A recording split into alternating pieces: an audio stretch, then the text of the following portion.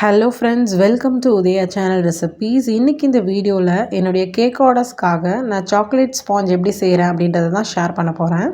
இந்த கேக் செய்கிறதுக்காக நான் இன்றைக்கி இந்த வீடியோவில் சொல்லியிருக்கிறது எல்லாமே கிராம் அளவில் தான் நான் சொல்லியிருக்கேன். எதுவுமே கப் மெஷர்மெண்ட்டில் நான் சொல்லலை.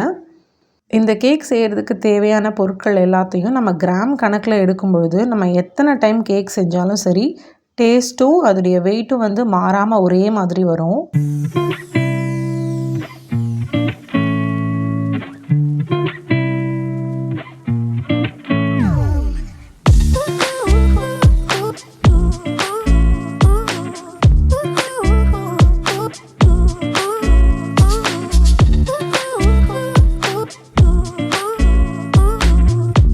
இந்த சாக்லேட் ஸ்பாஞ்சு செய்கிறதுக்கு தேவையான ட்ரை இன்க்ரீடியன்ட்ஸ் எல்லாத்தையும் முதல்ல ரெடி பண்ணி எடுத்துக்கலாம். 85 கிராம் மைதா எடுத்துக்கிறேன். அடுத்ததாக 15 கிராம் கொக்கோ பவுடர் எடுத்துக்கிறேன். நான் எடுத்துருக்கிறது டார்க் கொக்கோ பவுடர். அடுத்ததாக அரை டீஸ்பூன் அளவு பேக்கிங் பவுடர் சேர்த்துக்கிறேன். 1/4 டீஸ்பூன் பேக்கிங் சோடா சேர்த்துக்கிறேன்.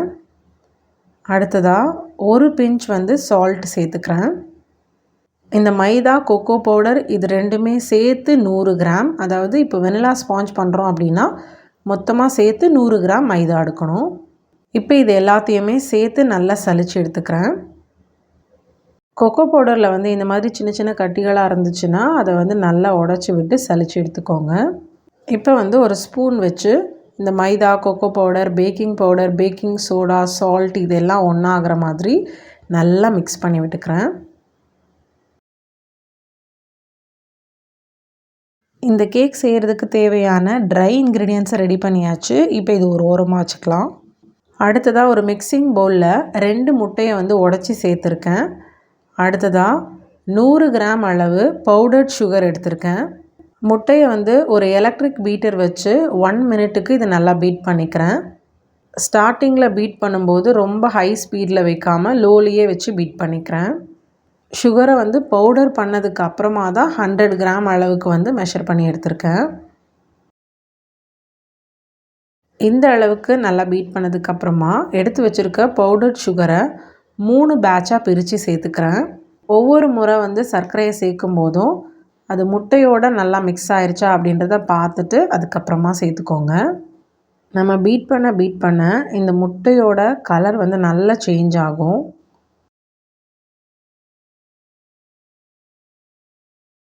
பவுடர் பண்ணி வச்சுருந்த சுகர் எல்லாத்தையும் நான் இப்போ சேர்த்துட்டேன். இப்போ கலர் பாருங்கள், ஓரளவுக்கு நல்லா சேஞ்ச் ஆகிருக்கு. முட்டையோட கலர் இன்னுமே நல்லா சேஞ்ச் ஆகணும். இன்னும் நல்லா பீட் பண்ணணும். இந்த அளவுக்கு நல்லா பீட் பண்ணதுக்கப்புறமா இதில் அரை teaspoon vanilla essence, 1/4 teaspoon chocolate essence சேர்த்துட்டு இன்னும் நல்லா பீட் பண்ணிக்கிறேன். இந்த அளவுக்கு நல்லா பீட் பண்ணதுக்கப்புறமா சலிச்சு வச்சுருக்க ட்ரை இன்க்ரீடியன்ட்ஸ் எடுத்து வச்சுருக்கேன். கூடவே 60 கிராம் அளவுக்கு பாலும் எடுத்து வச்சுருக்கேன். காய்ச்சி ஆற வச்ச பால். இந்த மைதா கொக்கோ பவுடர் மிக்ஸை ஒரு 3 பேட்சாக பிரித்து பீட் பண்ணி வச்சுருக்க முட்டையோடு சேர்த்துக்கிறேன். ஒவ்வொரு முறை இந்த மைதா கொக்கோ பவுடர் மிக்ஸை சேர்க்கும் போதும் கூடவே கொஞ்சமாக பால் சேர்த்துக்கிறேன். எடுத்த உடனே எலக்ட்ரிக் பீட்டரை ஆன் பண்ணி மிக்ஸ் பண்ணாமல் முதல்ல லைட்டாக ஒரு மிக்ஸ் கொடுத்துட்டு அதுக்கப்புறமா பீட்டரை ஆன் பண்ணி இந்த மாதிரி ஒரே டைரக்ஷனில் மிக்ஸ் பண்ணிக்கோங்க. ஹை ஸ்பீடில் வச்சு மிக்ஸ் பண்ணாமல் லோலியே வச்சு ஒரே டைரக்ஷனில் மிக்ஸ் பண்ணிக்கோங்க. நான் எடுத்திருக்க பாலுடைய அளவு 60 கிராம் தான் எடுத்திருக்கேன். 60 ml எடுக்கலை. ஓவர் மிக்ஸ் பண்ணிடாமல் ரொம்ப லைட்டாக பீட்டரை ஆன் பண்ணுறதுக்கு முன்னாடி இந்த மாதிரி ஒரு மிக்ஸ் கொடுத்துட்டு அதுக்கப்புறம் பீட்டரை ஆன் பண்ணி மிக்ஸ் பண்ணிக்கோங்க.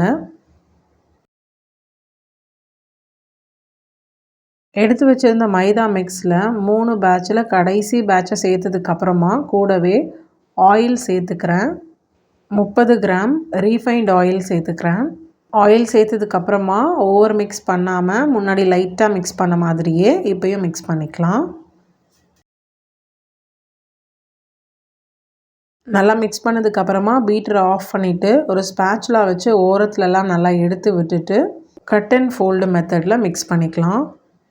ஆயில் கடைசியாக சேர்த்துருந்ததுனால அது நல்லா மிக்ஸ் ஆகிருக்கான்னு பார்த்துக்கோங்க.